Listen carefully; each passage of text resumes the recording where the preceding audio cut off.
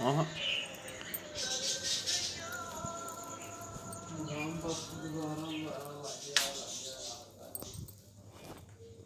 شہید ٹیپو سلطان۔ جب ٹیپو سلطان شیر کی ایک دن کی زندگی گیدڑ کی 7 سالہ زندگی سے بہتر ہے کہہ کر ملت پر نثار ہو گیا، 4 مئی 1799 ہماری تاریخ کی وہ المناک تاریخ ہے جب برصغیر پاک و ہند کا ایک غیرت مند سپوت اپنے وطن پر یہ کہہ کر نثار ہو گیا کہ شیر کی ایک دن کی زندگی گیدڑ کی 7 سالہ زندگی سے بہتر ہے۔ یہ الفاظ جریدہ عالم پر ثبت ہو چکے ہیں اور ان کا الفاظ کا ادا کرنے والا مرمرا چکا ہے۔ دنیا اسے ٹیپو سلطان کے نام سے جانتی ہے۔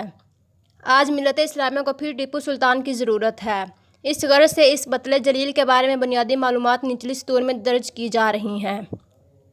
آج پھر کسی کو کسی کا امتحان مقصود ہے۔ ٹیپو کی والدہ کا نام فاطمہ اور والد کا نام حیدر علی تھا۔ سلطان حیدر علی کو قدرت نے جنوبی ہندوستان میں ایک وسیع و عریض سلطنت سے نوازا تھا، لیکن وہ سلطنت کے وارث سے محروم تھے۔ اس سلطنت میں آج کا بنگلور بھی شامل تھا، جو بھارت میں جدید ٹیکنالوجی کا مرکز ہونے کے ناطے عالمی شہرت رکھتا تھا۔ روایت ہے کہ حیدر علی نے جنوبی ہندوستان کے شہر اوکاٹ میں ایک مشہور ولی ٹیپو مستان کے مزار پر حاضری کے دوران اللہ سے بیٹے کی دعا مانگی، اور جب 10 نومبر 1750 کو بیٹا پیدا ہوا تو اس کا نام ٹیپو رکھا۔ ٹیپو کے دادا کا نام فتح محمد تھا۔ ٹیپو نے اپنے ایک بیٹے کا نام فتح حیدر رکھا، جو ٹیپو کے باپ اور دادا کے ناموں کا امتزاج تھا۔ خود ٹیپو کا نام فتح علی خان مشہور ہوا، جس کا پہلا لفظ ان کے دادا کا نام اور دوسرا لفظ باپ کے نام کا آخری لفظ تھا۔ تاہم ان کا پیدائشی نام فتح علی نہیں تھا اور ٹیپو ان کا لقب نہیں بلکہ پیدائشی نام تھا۔ اپنے بیٹے فتح حیدر کی نسبت سے ان کی کنیت ابو الفتح تھی۔ ٹیپو سلطان سچے مسلمان، عظیم سپاہی اور ہفت زبان تھے۔ ان کے 3 پہلوؤں کے مختصر کوائف یہ ہیں: وہ ہر وقت باوضو رہتے، نماز فجر کے بعد بلا ناغہ تلاوت قرآن کرتے، مکروہات اور فحمیات سے مکمل اجتناب کرتے، اپنے شاہی فرمان کی پیشانی پر اپنے ہاتھ سے بسم اللہ لکھتے۔ سلطنت کا سرکاری نام سلطنت خداداد میسور تھا۔ آخری عمر میں جو پوری 50 برس بھی نہ ہو سکی، پلنگ پر سونا چھوڑ دیا تھا، زمین پر خدر بچھا کر سوتے۔ ایک سچے مسلمان کی طرح مذہبی تعصب سے پاک تھے، جس کا سب سے بڑا ثبوت یہ ہے کہ ان کے پورے دور حکومت میں آخر وقت غیر مسلم اعلیٰ سول اور فوجی عہدوں پر مامور تھے۔ ایک عظیم سپاہی کی حیثیت سے وہ اپنے دور کے تمام فنون سپہ گیری مثلاً شمشیر زنی، تیر اندازی، نیزہ بازی، گھڑ سواری، کشتی اور تیراکی میں مہارت رکھتے تھے۔ گھڑ سواری اور نیزہ بازی سے خصوصی شغف تھا۔ پالکی سواری کا مذاق اڑاتے تھے۔ ہر جنگ میں اپنی سپہ کے شانہ بشانہ ہوتے، عالموں اور بزرگوں کی قدر کرتے۔ عربی اور فارسی زبانوں میں خاص مہارت تھی۔ انگریزی اور فرانسیسی زبانیں بھی سیکھ لی تھی۔ مقامی بولی کنڈی سے بخوبی آگاہی تھی۔ اردو جو اس وقت جنوبی ہندوستان میں رائج ہو رہی تھی، اس سے بھی شناسائی تھی۔ سلطنت کی فوج کے لیے جو فوجی ترانے تجویز ہوئے تھے، ان میں اردو ترانے بھی شامل تھے۔ اس کے علاوہ سلطان صحیح معنوں میں ایک اسٹریٹجسٹ اور فیلڈ مارشل تھے، جس کا ذکر اگلی سطور میں ہے۔ جب سلطان حیدر علی نے کینسر کے مرض میں وفات پائی تو 26 دسمبر 1787 کو ابو الفتح فتح علی خان ٹیپو سلطان تحت نشین ہوئے۔ اس وقت عمر 32 سال تھی اور 3 طاقتور حریفوں کا سامنا تھا۔ اولاً انگریز، ثانیہ مرہٹے اور ثالثاً دکن کا نظام۔ ٹیپو سلطان کی بصیرت نے ان پر واضح کر دیا کہ نہ صرف ان کے بلکہ برصغیر کے اصل دشمن انگریز ہیں۔ اس کے لیے انہوں نے سہ نکاتی اسٹریٹجی وضع کی۔ پہلا نکتہ اپنی فوج کو جدید خطوط پر منظم کرنا تھا، جس کے لیے انگریزوں کے دشمن ملک فرانسیسی کے ماہر فوجی افسروں کا انتخاب کیا گیا۔ فوج کے لیے ایک کتاب فتح المجاہدین کے نام سے لکھوائی، جو روشن خیال پاکستان میں لفظ مجاہدین کی وجہ سے شاید بحق سرکار ضبط ہو جائے۔ اس کتاب میں نہ صرف وہ سب فوجی اصول اور قاعدے درج تھے جو یورپ میں رائج تھے، بلکہ اس میں دنیا کے سلطان کے اپنے وضع کردہ فوجی قواعد بھی شامل تھے۔ فوج کو ہر 30 دن بعد باقاعدگی سے تنخواہ دی جاتی۔ انگریز بحریہ کی اسٹریٹجک اہمیت کو بھانپتے ہوئے سلطان نے اپنی بساط کے مطابق میسور کی بحریہ کے قیام اور سلطنت کے مغربی ساحل کی حفاظت پر خصوصی توجہ دی۔ سلطان نے اس شعبے کو جو اہمیت دی، اس کا اندازہ اس سے لگایا جا سکتا ہے کہ وہ بحری جہازوں کے نقشے بعض اوقات خود تیار کرتے تھے۔ سمندر میں جہازوں کو مقناطیسی چٹانوں سے بچانے کے لیے جہازوں میں لوہے کی بجائے تانبے کا استعمال ٹیپو کے ذہن رسا کا مرہون منت ہے۔ 4 شہروں میں تارا منڈل کے نام سے اضلاع اسلحہ ساز کارخانے قائم کیے گئے جن میں اعلیٰ معیار کی توپیں، بندوقیں اور ڈھالیں ڈھالی جاتی، جن میں پہلی بار ایسی ڈھالیں ایجاد کی گئی جن میں گولی اثر نہیں کرتی تھی۔ حکمت عملی کا دوسرا نقطہ یہ تھا کہ سلطان نے مرہٹوں اور نظام دکن کو جھنجھوڑ کر جگانے کے لیے بار بار بھرپور کوششیں کی۔ مرہٹوں کو سمجھایا کہ اپنے مشترکہ دشمن کو پہچانیں۔ نظام دکن کو لکھا کہ آپ پر تو میری امداد خصوصی واجب ہے کیونکہ میں مسلمانوں کو تقویت پہنچا رہا ہوں۔ مرہٹوں کی سیاست کا مرکزی کردار مشہور مدبر نانا فرنولس تھا، جس طرح 207ویں صدی کے وسط میں مشہور ہندو مدبرین کوتاہ نظری، تعصب اور عدم مدبر میں مبتلا رہے اور ہندوستان کا بٹوارا کر کے دم لیا، اور جس طرح 21ویں صدی کے آخر میں ان کے عظیم مدبر ٹیپو کی نشاندہی کے باوجود اپنی قوم اور اپنے ملک کو درپیش اصل خطرے کے ادراک کی صلاحیت سے محروم رہ گیا نظام دکن، تو 21ویں صدی کے مسلمان حکمرانوں کی طرح 18ویں صدی کے اس مسلمان حکمران نے بھی ہم مذہب، ہم وطن اور فطری حلیف ٹیپو کی بجائے انگریزوں کے ساتھ متحدہ محاذ بنانے کو ترجیح دی۔ تاریخ کس طرح خود کو دہرا رہی ہے۔ آج بھی مسلمان حکمران جن میں نہ تذکیر و تانیث کی تحسیس ہے اور نہ اس سے کوئی فرق پڑتا ہے کہ نام بے سے شروع ہوتا ہے یا پے سے، نظام دکن کی روشن پر چل رہے ہیں، اور یہ نادان اختلاف رائے رکھنے والوں اور تاریخ پر نظر رکھنے والوں کو نادان سمجھ رہے ہیں۔ حکمت عملی کا تیسرا نقطہ یہ تھا کہ سلطان نے انگریزوں کے خلاف متحدہ محاذ بنانے کے لیے فرانس، ترکی، ایران اور افغانستان میں خصوصی سفارتی وفود بھیجے، جن میں ایک کا ذکر دلچسپی کا حامل ہو گیا۔ نپولین مصر فتح کرنے کے بعد اس وقت بحر احمر کے ساحل پر خیمہ زن تھا۔ سلطان کے نام نپولین کے 26 جنوری 1799 کے خط کا ترجمہ درج ذیل ہے۔ واضح رہے کہ صرف 3.25 ماہ بعد سلطان نے شہادت پائی۔ میرے عزیز ترین دوست جناب ٹیپو، میں آپ کو انگریزوں کے آہنی شکنجے سے نکالنے کے لیے ایک عظیم اور ناقابل شکست فوج کے ساتھ بحر احمر کے کنارے پر موجود ہوں۔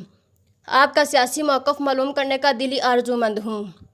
آپ اپنے کسی معتمد خاص کو جلد از جلد مذاکرات کے لیے سویز روانہ کریں۔ خدا آپ کی طاقت میں اضافہ اور آپ کے دشمنوں کو برباد کرے۔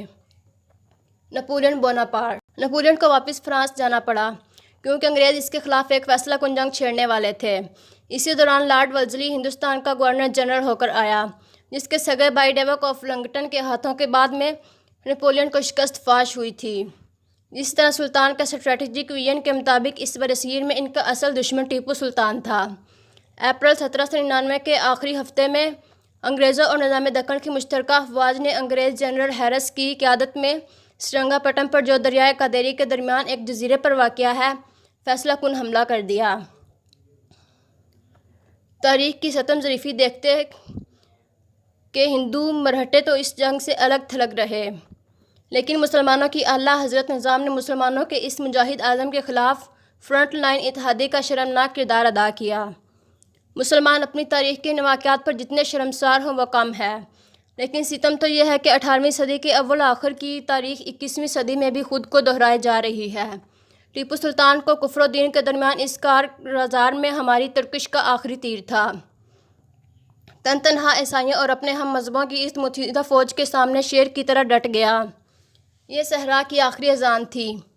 پھر 1.5 صدی تک سناٹا رہا، اور پھر وہی ہوا جو مسلمانوں کی تاریخ میں ہوتا چلا آ رہا تھا۔ مسلمان کہلانے والا نظام دکن تو خلم خلا سفید چھڑی والوں کا کولیشن پارٹنر بن ہی چکا تھا۔ اب سلطان کے اپنے پردہ وزراء بھی سفید چھڑی والوں سے مل گئے، جن میں تین نام نمایاں ہیں: میر صادق، قمر الدین اور پونیا۔ ننگ دین، ننگ قوم اور ننگ وطن میر صادق اور جنرل ہیرس کے درمیان خفیہ طور پر یہ طے پایا کہ 4 مئی 1799 کو دوپہر کے وقت سرنگا پٹم کے قلعے کی فصیل میں بیماری کی وجہ سے بڑھنے والے شگاف کے ذریعے حلہ بول دیا جائے۔ سلطان نے اس شگاف کی حفاظت کے لیے وہاں خصوصی فوجی دستے تعینات کیے تھے۔ غدار میر صادق نے دوپہر کا وقت جان بوجھ کر چنا تھا۔ محافظ دستوں کو تنخواہ لینے کے بہانے بلا لیا گیا اور نظام اور انگریز کی متحدہ فوج کشی کے مقابلے کے بغیر قلعے میں داخل ہو گئے۔ سلطان کے سامنے دوپہر کا کھانا رکھا تھا۔ ابھی ایک لقمہ ہی حلق سے اترا تھا کہ چیخو پکار سنائی دی۔ پوچھا کہ یہ کیا ہے؟ جب حقیقت سے آگہی ہوئی تو بھوکے شیر نے، جو زمین پر خدر بچھا کر سوتا تھا، کھانے سے ہاتھ کھینچ لیا، کمر کسی، تلوار باندھی اور جنگ کے شعلوں میں بے خطر کود پڑا۔ عقل لبے بام محو تماشا تھی کیونکہ یہ سری خودکشی تھی جس پر 21ویں صدی میں فتوے جاری ہو رہے تھے۔ بھوکے پیاسے شیر کے جسم پر پہلے ایک گہرا زخم پھول کی طرح کھل گیا اور خون فوارے کی طرح پھوٹ پڑا۔ ٹیپو کی تلوار اور اس کا سر دونوں بلند رہے۔ پھر دوسرا کاری گھاؤ لگایا گیا اور سرنگا پٹم کی بھوری زمین خون سے سرخ ہو گئی۔ اس حالت میں ایک گورے فوجی نے آخری سانسیں لیتے ہوئے شیر کے جڑاؤ بند شمشیر پر ہاتھ ڈالا۔ نبضیں چھوٹ رہی تھی لیکن جان بلبے شیر اسلام نے لیٹے لیٹے حیدری تلوار کا بھرپور ہاتھ مارا۔ گورے نے فوراً پستول کی لبلبی دبا دی۔ گولی دائیں کان سے ذرا اوپر لگی اور اس کے ساتھ ہی میسور کا آفتاب 4 مئی 1799 کو غروب آفتاب سے پہلے بظاہر غروب ہو گیا۔ انا للہ و انا الیہ راجعون۔ شہید کی عمر صرف 48 سال تھی۔ 4 مئی سے 6 مئی تک سرنگا پٹم میں وہ لوٹ مار ہوئی کہ الامان الحفیظ۔ لوٹ کا بیشتر حصہ فوجوں کے ہاتھ آیا اور جو بچا وہ انگلستان بھیج دیا گیا۔ 7 سمندر پار بھیجی ہوئی اس دولت میں علم کے موتی یعنی عربی، فارسی اور ہندی کے 2000 مخطوطات بھی تھے، جن میں شہید ہندی کے 2000 مخطوطات بھی تھے، جن میں سے سلطان کے اپنے ہاتھ سے لکھی ہوئی وہ ڈائری بھی تھی جو آج لندن کی برٹش لائبریری میں ہے۔ ہیرے جواہرات کہیں بیش قیمت اس بے بہا قلمی کتاب میں شہید سلطان کے اپنے پاک ہاتھ سے وہ سیدھا 37 خواب قلم بند کیے ہوئے تھے جو اس نے 17 برس کے دوران 1758 اور 1798 کے درمیان لکھے۔ یہاں یہ دہرانا ضروری ہے کہ سلطان 26 دسمبر 1782 کو تخت نشین ہوا اور 6 مئی 1799 کو شہید ہوا۔ اس طرح اس ڈائری میں شہید کی تخت نشینی کے قریباً 2 برس بعد سے لے کر ان کی شہادت کے 1 برس قبل تک اہم خواب درج ہیں۔ یہ ڈائری فارسی زبان اور شکستہ رسم الخط میں لکھی گئی ہے۔ ایک خواب کا ترجمہ یہ ہے: مجھے ایسا لگ رہا تھا کہ روز محشر پبا ہے اور ہر طرف نفسا نفسی کا عالم ہے۔ ایک اجنبی میرے پاس آیا۔ اس کا چہرہ نورانی، داڑھی اور مونچھ سرخ اور شخصیت پر وقار تھی۔ وہ قوت مجسم لگتا تھا۔ اس نے میرا ہاتھ پکڑا اور پوچھا، تم مجھے پہچانتے ہو؟ میں نے کہا نہیں۔ اجنبی نے کہا، میں علی مرتضیٰ رضی اللہ تعالیٰ عنہ ہوں اور تمہیں یہ بتانے آیا ہوں کہ اللہ کے رسول صلی اللہ علیہ وسلم نے دہرا کر یہ فرمایا ہے کہ وہ جنت کے دروازے پر انتظار کریں گے اور تمہیں ساتھ لے کر جنت میں داخل ہوں گے۔ یہ سن کر میری خوشی کا ٹھکانہ نہ رہا۔ بھلا اس سے زیادہ میں کیا چاہ سکتا تھا؟ پھر میں اچانک بیدار ہو گیا۔ 4 مئی 1799 کو سلطنت خداداد میسور کا خاتمہ ہو گیا۔ آج مملکت خداداد پاکستان مرہٹوں کا نظام انگریزوں اور میر صادقوں کے جانشینوں کے نرغے میں ہے۔ یاد رکھیں، میر صادق کا وار سب سے آخری اور قاری ہوتا ہے۔ 4 مئی 2015 کو کلمہ گوؤں پر واجب ہے کہ وہ 4 مئی 1799 کی تاریخ ساز تاریخ کو یاد رکھیں۔ وہ بھی قیامت کی گھڑی تھی، یہ بھی قیامت کی گھڑی ہے۔ ایسی گھڑی کسی قوم اور کسی ملک کی تاریخ میں کبھی کبھار آتی ہے۔ اس گھڑی میں قوم کے آنے والے زمانے کی تاریخ بنتی ہے یا بگڑتی ہے۔ 4 مئی 1799 کے بعد 1.5 صدیاں بیتیں، تب 14 اگست 1947 کی تاریخ آئی۔ یہ گھڑی جاگتے رہنے اور دوسروں کو جھنجھوڑ کر جگانے کی گھڑی ہے۔